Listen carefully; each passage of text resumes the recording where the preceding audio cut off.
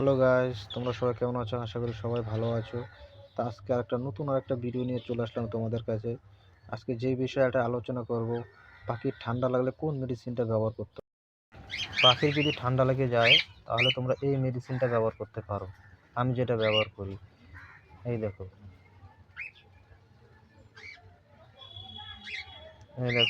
তোমরা এই ওষুধটা ব্যবহার করবে। মেরিকুইন ওষুধটা খুবই উপকারী।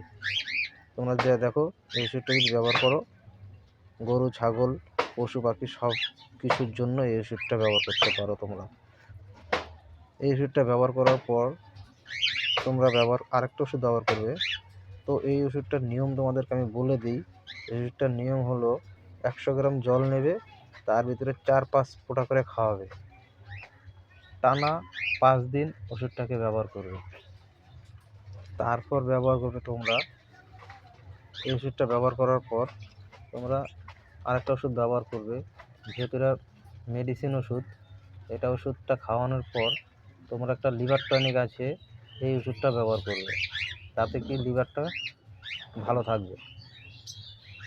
ওষুধটা ব্যবহার করতে হবে তোমাদেরকে। যতই তোমরা মেডিসিন ওষুধ খাওয়াবে, মেডিসিন ওষুধ খাওয়ানোর পর তোমাদেরকে এই ওষুধটা ব্যবহার করতে হবে। এই Li52, এই দেখো, Li52টা তোমরা ব্যবহার করবে। আমি যেটা ব্যবহার করি, হিমালয়তে যাবে, পেয়ে যাবে। তোমরা এই ওষুধটা ব্যবহার করতে পারো। 100% তোমাদের পাখির ঠান্ডা লাগা, পায়খানা, চোখ দিয়ে জল পড়া সব কমে যাবে। আমি করে যেটা পেয়েছি, তোমাদেরকে আমি সেটা শেয়ার করলাম। তোমরা এই ওষুধটা খাইয়ে দেখতে পারো। 100% তোমাদের পাখি ঠান্ডার থেকে বেঁচে যাবে। দেখো, আমার পাখির ঠান্ডা লেগেছিল, তা আমি খাইয়েছি। পাখি দেখো কতটা ফিট হয়ে গেছে পাখি। শুধু একটার এখনও ঠান্ডা লেগে আছে, এটাকে আবার খাওয়াচ্ছি, এটা ঠিক হয়ে যাবে।